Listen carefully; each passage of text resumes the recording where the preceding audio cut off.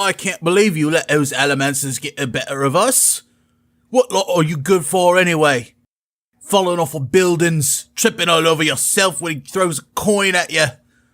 Well, muster up the boys, fellas. This means war. We're gonna get that ATM bead whether they like it or not. Boss, you might want to change your pants first.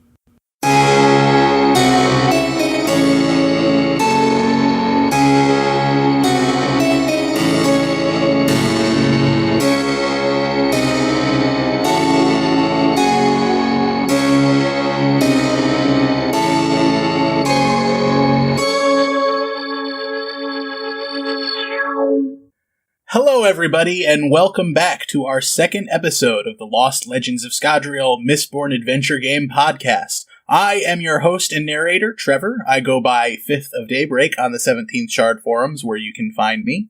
With me, we have the rest of the Lost Legends, who will introduce themselves. I'm John, go by Clovermite on the 17th Shard forums, and I play Tony Darkomancy of the New Ellendale Darkomancies. I'm David, I play Lord Falcom. I'm Kelly, I play Merda. And I am Brian, and I'm called Tajmil. Last time, our Lost Legends went on their first adventure, where they ran into Tradition and Alloy, their new employers in the new criminal underworld of New Ellendale. They were given a task by Alloy, a mysterious man who wears a strange garment, a mist cloak that's been all sewn together, to find a bead of atium to prove their worth. What was most interesting is that he didn't want the atium for himself, but instead only wanted to use it as a test. As they got to know each other and left to go on their first adventure, trying to seek information of where they could find the now rare metal, even more rare than before, they were ambushed by another one of the thieving groups that had been recruited by Alloy. Making short work of them with their allomancy, the group was able to speed off in search of their own sources to try and find atium for themselves, having rebuffed their efforts of Fent and his crew to intimidate the Lost Legends into giving the atium over after they had found it.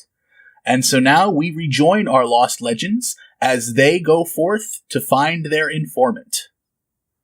Okay, so I start out walking, and what's the plot setting? You guys have just left the alley, and Fent and his crew have left as quickly as they could, not realizing the magnitude of the threat they were dealing with. Tajmil, you were able to recover a scrap of paper. I was just getting ready to say that. Fent's pocket before you left. I was going to say my bird starts squawking and is picking at the part where I put the paper in my jacket, and I pull it out, and it reads, what? On it, you notice a floor plan and notes about the various guard patrols around the Lord Mistborn's manor. Nice. This'll come in handy later, I say to myself, cunningly. Do you share that with so, the rest Brian, of us? I'm going to go ahead and add that into your secrets known. Okay. You have a floor plan and general guard patrols for Lord Spook's security around his mansion. Sweet. Kelly, what'd you say? Nothing. It's fine. So. You weren't going to try and snoop on it? Because that's totally something that Merda would do. I don't think I saw it. I was, writing down, stared into Fent's eyes. I think you guys would have all noticed that he went up and grabbed something off of Oh, hell yeah. Then Yeah. I'm going up to him and trying everything to take it and look at it. Oh. Well, I just share it with the group then. Alright, so Tony would immediately turn to Tajmil and be like, so you seem like you know what you're doing. I'm completely new to this whole, whatever this is called. Stealing? Tomfoolery? Sure. I was adventuring is what I was hoping to be doing. Oh, yeah. Well, I say, yeah, we used to have to steal to stay alive in the street gangs that I joined as a young boy after my parents were killed by the Koloss. Oh my, that sounds horrible. Poor lad. It's a hard knock life. I would like to say that Sonichu pecks at you. while they were talking, I I quickly and efficiently copy down everything written on there on the note. Wait, can you copy and distribute that to everybody in case we get separated? Well, Lord Falcom, I think, would be like, is this relevant to what we are doing right now? I think we should still go to Merida's informant. Yeah, no, absolutely. Pursue that lead first. This is just extraneous. Well, Merida I mean, wants all but the if secrets. down the road, if we're, All right, Merida, you can go ahead and add into your secrets known as well, Lord Spook's manor, security, and floor plan. Tony would be like, that's fine. You guys can be the brains of the operation. I'm just here to look ridiculously good. I'm good at distractions. Across the road, somebody whistles at Tony. And he, like, gives the wink and, like, the finger guns and, like, right back at him. And, like, completely continues as if he didn't even realize that he'd done that. So, yeah, I'm good at making distractions. I'm a rioter. My parents are rich. I just have to convince them to give me the money. you're a rotten tomato magnet, too. I mean, can't forget that. Yes, this will have to be laundered. Could you remind me again who your parents were? They were. God. Hey, wait a minute. You're trying to trick me. I might not be quick, but I caught that one. Wow, You you're were so good clearly at the it. sneaky one. And then, I guess you're the bronze, Lord Falcom? You packed quite a punch there. Yes, I do. I'm adept at physical combat. Real tough guy, big tough boy, toughy Buffy. Remind me never to piss you Well off. trained. Well trained as well. I come from a noble house. Which noble house? Oh! So we have something in Falcom. common then. I don't feel so bad now. Something Tony in starts common, I guess. continuing along, and Okay, but I follow behind whoever's leading. Well then, crew members, I remember my informant was around this direction. Shall we go off? of course, lead the way. You guys head off through the town. You know that the area that you were in, it's not exactly the richest part of town, but it's not also in the slums either. You know, it's kind of a new area where there's been a lot of new development built. And so people wouldn't have noticed them excavating out this new basement for them to create their hideout in. And so as you leave, you pass through the rich areas of town, passing all these noble keeps, House Ladrian, House Arakeller, that are reaching up towards the sky in all of their grand majesty yet to come. And as you keep walking, the buildings get smaller, more squat, less grand, until finally come to the slums where the former Ska have been living. And Merda, you know your way around this like the back of your hand. So you expertly navigate your way through narrow corridors, through shanty towns, tents being pitched, until finally you come up to your informant, whose name is Snee. His name is Tesney, but he goes by Snee. Hello, Snee. I hear you have some information about Atium. Would you be willing to make a deal? Yeah, who wants to know? Tony raises his hand. Hey, you're that guy that got pelted with those vegetables, aren't you? That was really funny. Got any left? Tony turns slowly around and gives him a chance to pick any vegetables off of me once. I meant to throw at you. He kind of nudges Merda. He's not very bright, is he? Tony immediately agrees, no, unfortunately. All right, well, I like you anyway. What can I do for you guys? You said adium? Yes, sir. Oh, well, there's not much of that left around. But do you happen to know where any one piece is? I might. What's your price? What do you got? Well, I step in and I say, well, it might have the floor plans and the guard paths if you're interested in trading. You're going to have to be a little more specific. Lord Spook's mansion. His eyes go absolutely wide. How did you get something like that? Well, information is kind of pricey. You're going to have to pay for that. Yeah, I know how it works with you, Merda. Can't... He points at Tony. Can I deal with this guy instead? Tony, don't say anything. Tony does the, zip the lip motion and shrugs. All right. I'll give you your information about the adium. If you give me those floor plans and the guard. All right. How do you feel, Tajmil? You want to give it to him? Okay, well then I would say yes. I trade it to this fellow, and in exchange for the whereabouts of the ATM. He grabs the paper out of your hand, quick as a whip. Furiously looks it over. I've been inside the Lord Spook's manor, and this actually looks legit. I think we can make a deal here.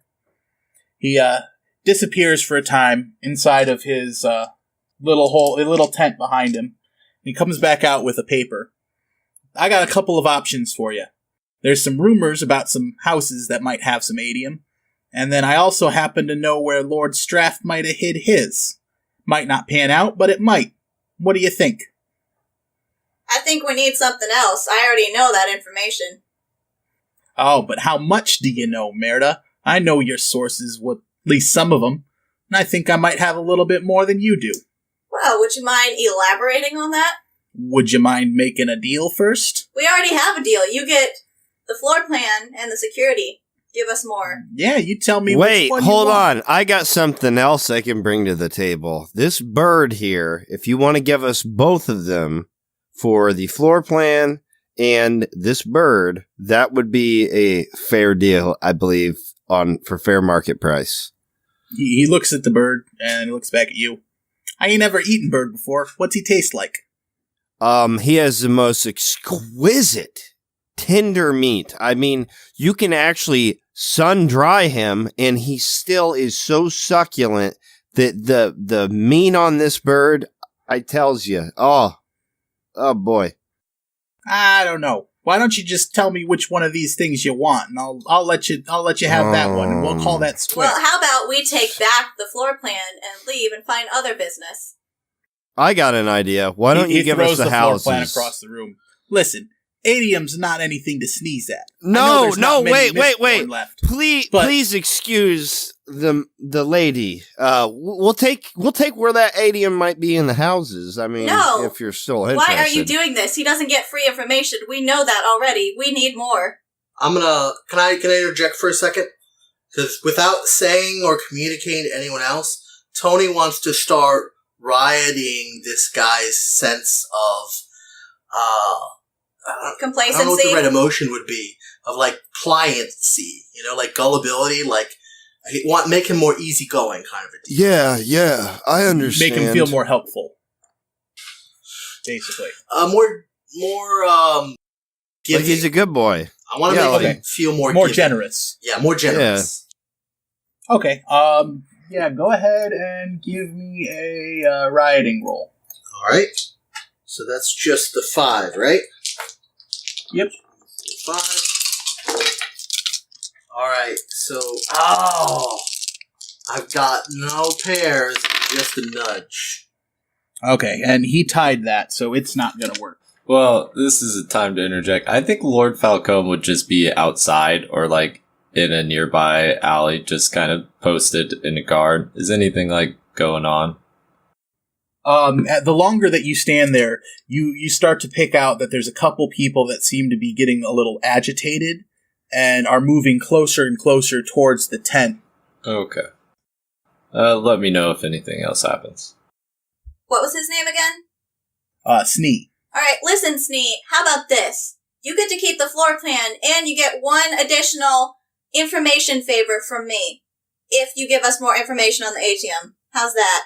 Go ahead and give me a resources roll. So, 3? Actually, add 1 for your book. And 1 for your spy, so make it 5. Okay, I got a pair of 2s and a 6. Okay, so he thinks it over, and finally he shrugs, and he picks the piece of paper back up, and he says, okay, listen, House Keller. They've got some adium, but it's not located inside of their house. The other house, they've just been spreading rumors, blowing smoke up everybody's nose. That way they could pretend to be all important, but House Arakeller, they're the real deal.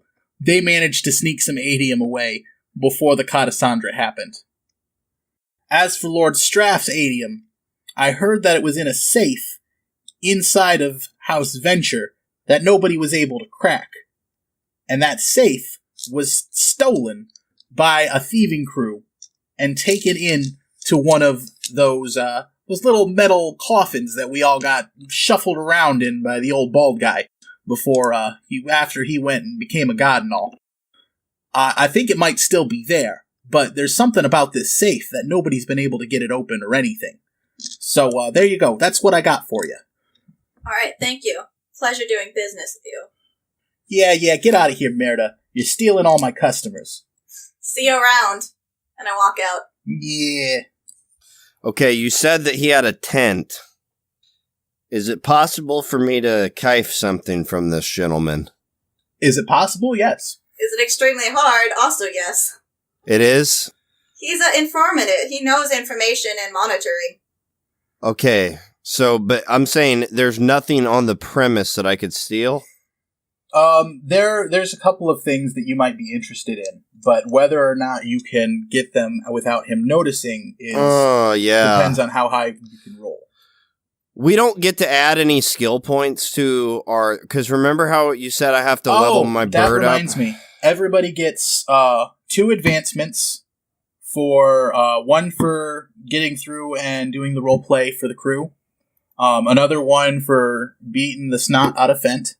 We get 2? I wanted to give David an advancement for just so handedly intimidating him right off the start. And then, John, you get an advancement because I like Fluffles so much. Awesome. So then what do those advancements? Can I train my bird to specifically say a couple simple words or something? Yeah, advancements are going to be, you can spend them to get an advancement once every long breather. And then in the Roll20, I've got the advancements chart listed out. To train Sonichu to do something, I'm going to say that's going to be considered gaining a new trait, so that's going to cost 4 advancements. Okay, so I don't have enough yet. All right. To that note, that wouldn't be considered a long breather, right? Because we basically just picked up where we left off. No, you haven't had even a short breather. On that note, a quick metagaming question as well. Do I need to refill my zinc from the riding that I've been doing already? So I have 3 vials. I would have already drank 1 at the beginning, so that... And they have 3 charges apiece, correct? Yes.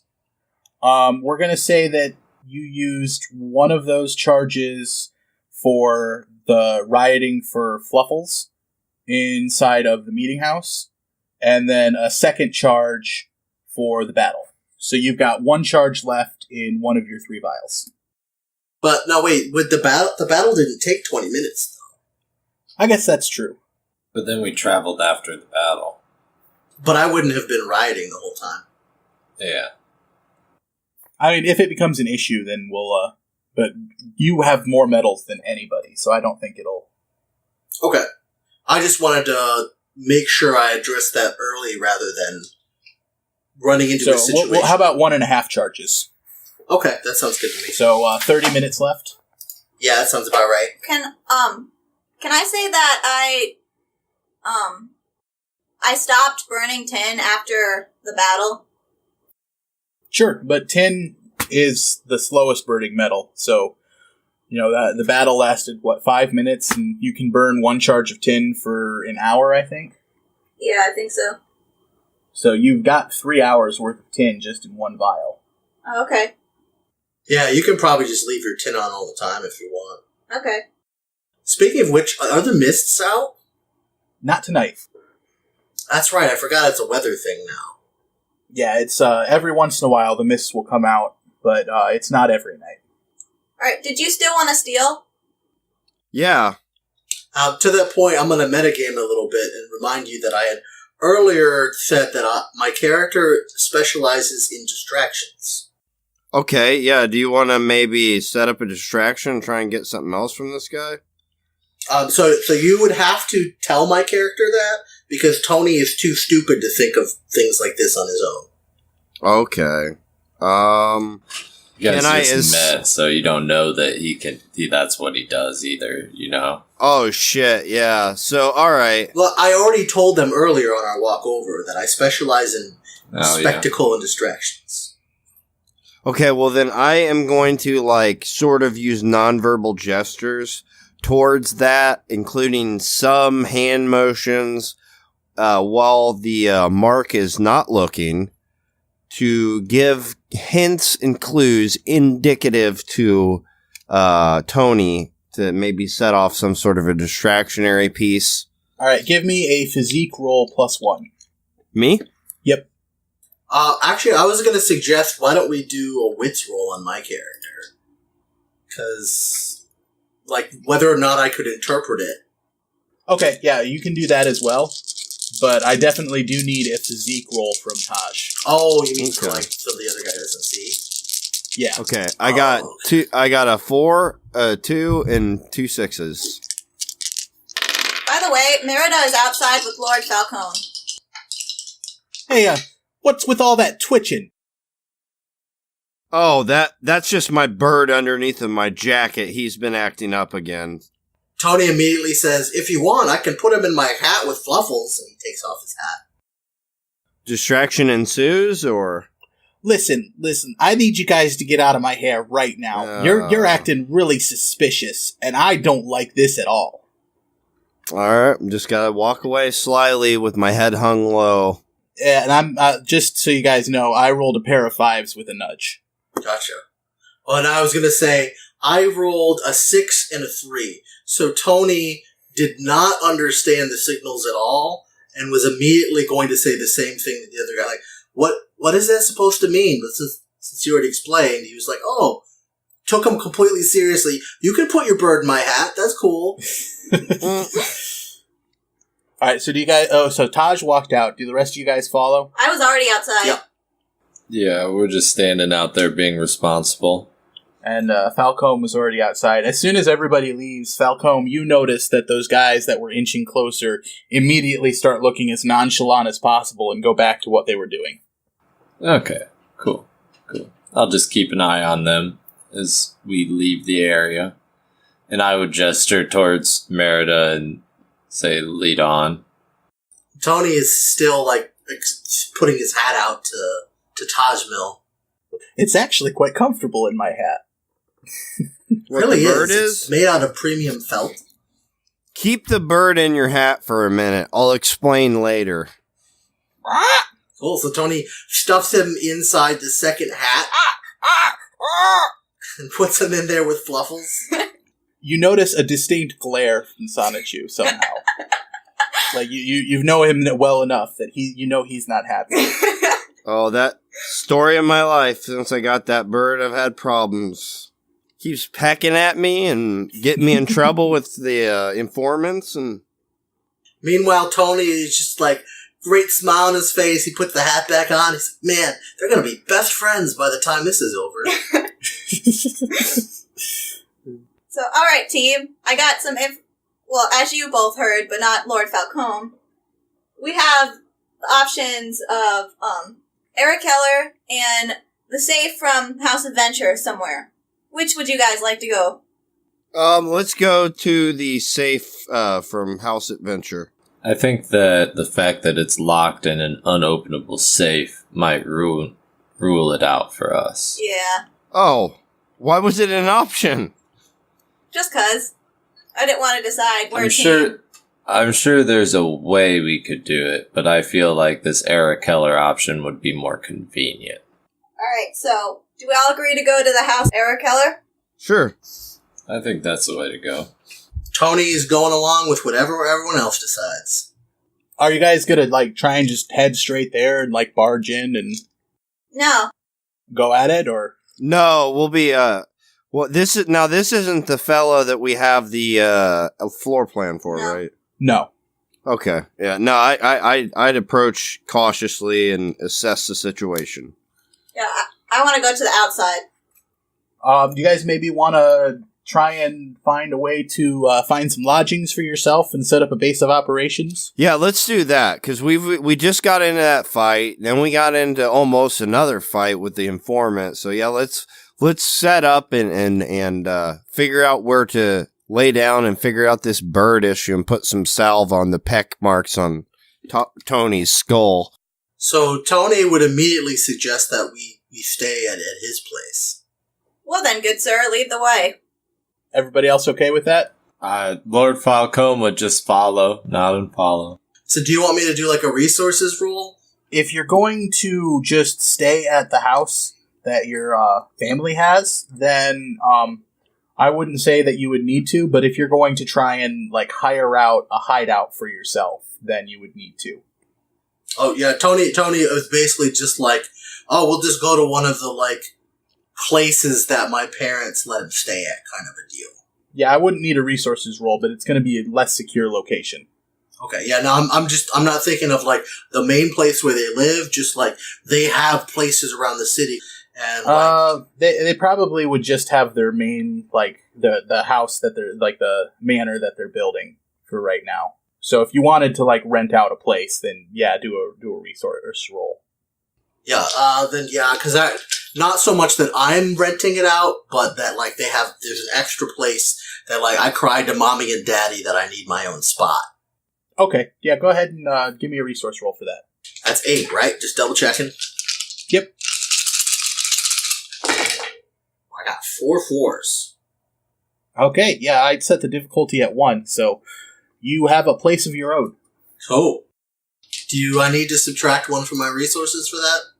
Yep. So if we're stopping by home, then Tony's totally going to get changed into a fresh tuxedo. And offer everyone, like, some lavish food from the servants. Oh, I definitely, like, go interrogate the servants. Falcom wouldn't really accept much, I don't think. Like, extravagance. He would just be looking to settle down to make the plan.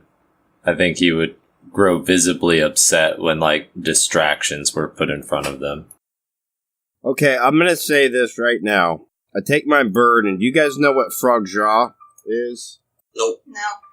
It's the duck liver. Now, you guys are gonna have to YouTube how these duck livers are made, but basically they literally put a funnel in the bird's mouth and they force feed the bird. That's what I'm gonna do with the snacks that you give me. Disclaimer. We here at Lost Legends of Scadrial do not condone animal or misbreath abuse. Oh, right. I almost forgot about Fluffles. I take Fluffles out, and I put him in his special bed, and I get him some aged meat for him to appreciate and enjoy. And he's just there, like, in the corner of the room, nibbling on it. I thought that the whole vegetarian thing that you said earlier was just that way to explain how small he is he's just malnourished. Oh, that's a good point. No, I was just going with, he's too stupid to realize the contradiction of saying he's a vegetarian while still eating him okay. aged meat on occasion. I mean, he eats a little chicken, but... Well, mostly he's rabbit. Still vegetarian. Because he wants to make sure that Fluffles doesn't get... He's already got the claws in the human hand. And he wants to make sure it's a missed rabbit. So he mainly feeds it rabbit. Okay. Merida goes get chummy with the servants and starts buttering them up for information. Oh, and I forgot. Anytime that Tony takes out Fluffles, he's immediately soothing, like, out of habit and not even thinking about it. Or rioting. So he's sending out waves of affection to everyone around him. Okay, give me a roll, but real quick, does Tony have servants, or would Mother not give you servants? I think Tony would have servants. Okay, so go ahead and give me a roll for your rioting. I got a 4 with a nudge. Okay, everybody just stops what they're doing and comes over to watch. Well, gets an urge to come over and watch Fluffles eat.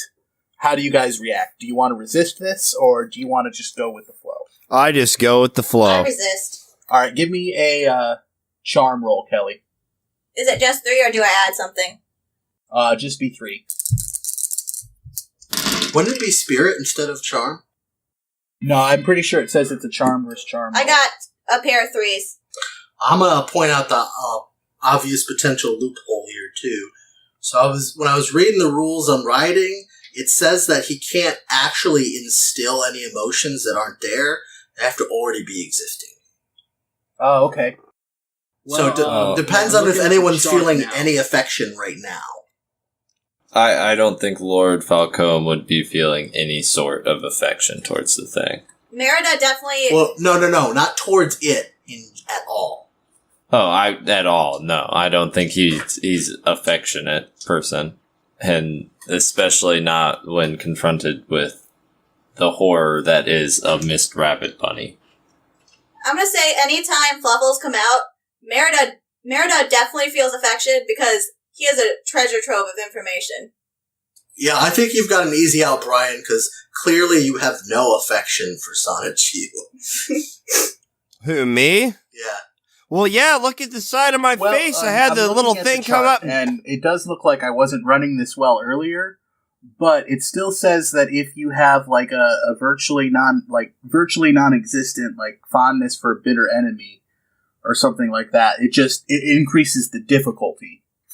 Because I don't want to just necessarily say that like we can just automatically say that you can't riot, but I like the idea that it just increases the difficulty. So I think that any time that you're trying to riot affection for Fluffles, it'll be a difficulty 5. So let's scratch what I said earlier, and nobody feels affection for this horror. Except me.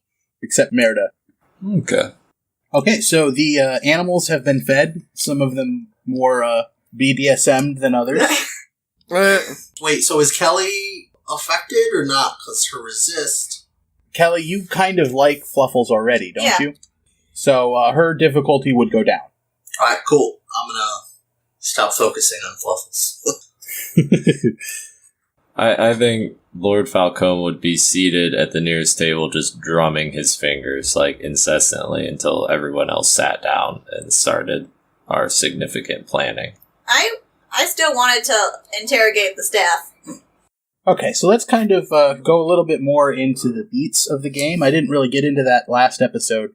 So we're going to say that you guys have one beat, so you're going to get to do one action for the rest of the night before you have to go towards tomorrow. So this beat's going to be 2 or 3 hours. What is the one action that everybody wants to take outside of like the role-playing fun that we've been having? Interrogate the staff. Okay. Can I go outside and rob some random person walking down the street? Sure, what is it that you're trying to steal from them? Anything, because my character's like based on kleptomania, and it's like it's not really necessarily doing it for a functional purpose, is more of a like habitual purpose type of, you know what like not need to steal, but steal to need. I don't understand that, but sure, give me a physique roll +2. Physique roll +2. Is there any preface to this? Like, are you gonna give me like the person and the scenario and all that, or? I'll go ahead and let you describe that if you want to. Okay, let's. So we are at Tony's house, and is it nighttime by now? I'm taking it. Yeah, and it was kind of already like sunset, a little bit later, dusk or whatnot, when you went to meet up with Alloy. Okay, so yeah, like I just start walking down the street, and I see an individual guy who is walking away from me on the side of the road, and I try to approach him and steal anything. It could be freaking pocket lint, you know? It's like, it's just, so I roll what is this? A 5 and then 6? Oh, 3 So, is 5. my, okay. All right, and I'm rolling. All right, I got 2 5s, 2 2s, and a 4. Okay, so you definitely beat the random passerby's roll. So you steal something from him, and you feel really good about yourself, and you're going to add 1 die to your next roll. Awesome, that's awesome. Okay. So I realized I misunderstood what you were saying, and I'd like to change my beat action. Sure. I'd like to go to the Merda-Kelly mansion and kind of scout out the surrounding the house to look for any ATM, hiding places? He did say that they don't have it in their actual mansion. Yeah, I know. That's why I'm saying the surrounding area, to see if there's anything outside the mansion. Like, you kind of got from what he was saying that there's, like, a secondary facility, like maybe one of their warehouses or something, that they'd be keeping it at, instead of on, like, their main grounds where they'd house visitors and host balls. Oh, okay. Well, then I want to, reference my notebook and see if I can get any dirt on Eric Keller to blackmail them. Okay, so you're going, like, outside to somebody else to try and get information that way?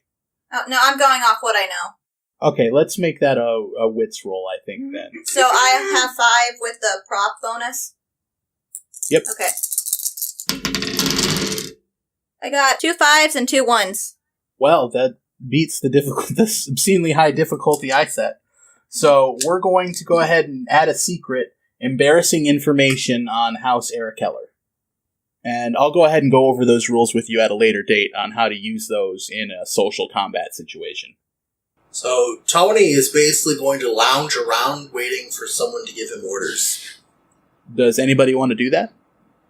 It depends on how much, like, communication is going on before everybody takes these actions. Like, is everybody like, hey, I'm about to go do this piece? Or is it just like, you slink off? I slinked off for mine. Yeah, and I think Merida's just, like, looking through her book over the course of a couple hours and transcribing notes and piecing together clues. Yep.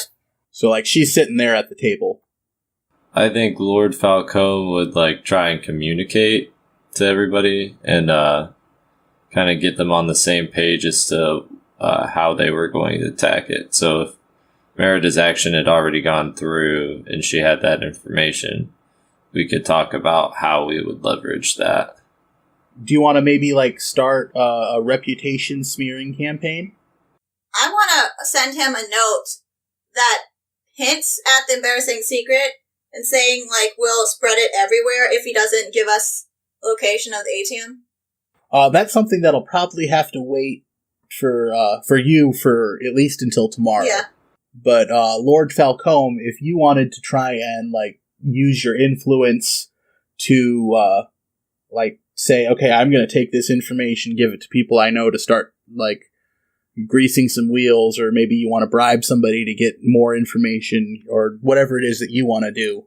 I think for my beat, I would probably grab Darkomancy over there and just kind of drag him to a, like, well-to-do bar or establishment, nearby, and convince him that we need to rile all these people up and kind of just start talking smack about Eric Keller, just to kind of put the extra heat on it. Make that influence roll. Okay, well, and I'll give you... I don't know if John's cool with, like, us combining ours like this, but he said he was just waiting for orders, Yeah. So I think... Yeah, that's exactly what it's fine. I think Falcom would just Fluffles? get... No, like, I think he would, like, specifically say, no, we're doing serious work today. And then, he would say you can take the top hat. Are you sure? Like, I could pull Fluffles out of my hat. Everyone loves the rabbit in a hat trick. It's a firm no. A firm no. So, how about what we do is both of you guys roll separately. John, I assume that he's going to go ahead and use his rioting to try and make people more pliable for Falcom. Yeah. And so I have that affect crowd trait. Okay, so how about you give me the rioting roll first. Let's do it this way. And what is that? That just lets you affect the whole crowd? Would that give you an extra die? So I can affect 20 times my rating, so 100 people at once, as long as they're within range. Okay. But I sacrifice 2 dice.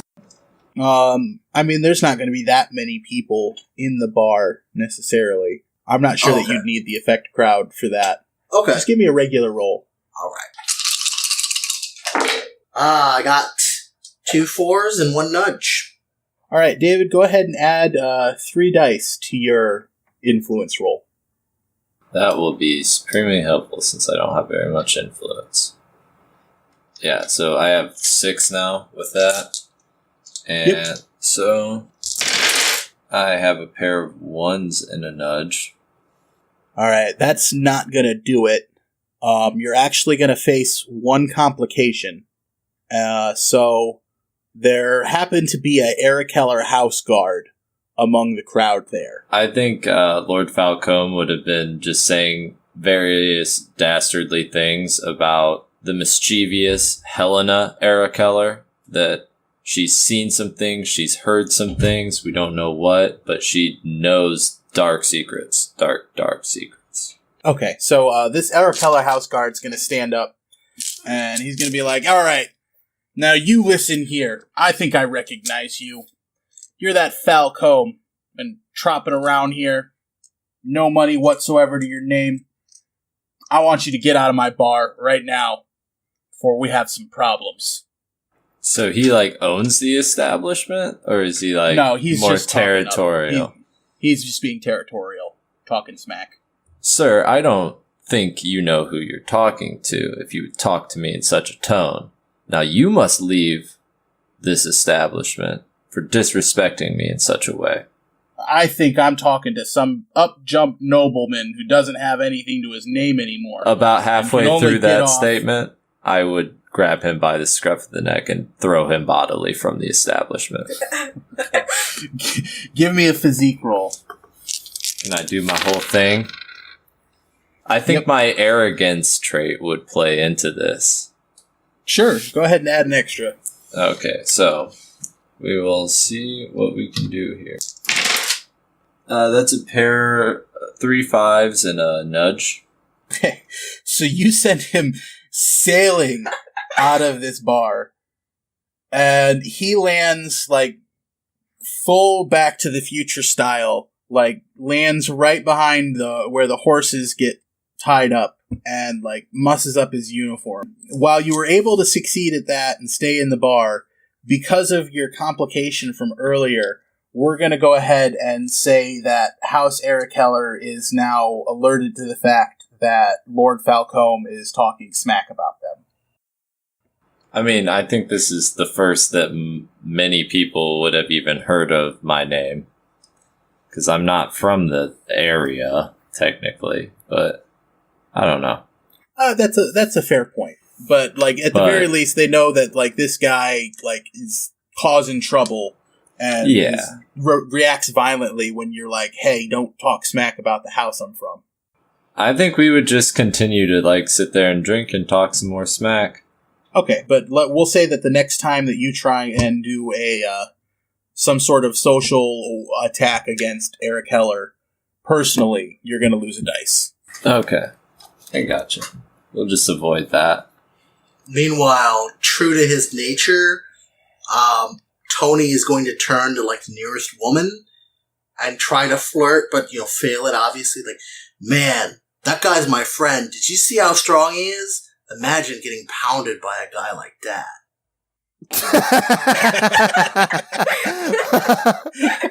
Oh my god. He's my friend. Falcom, give me a charm roll.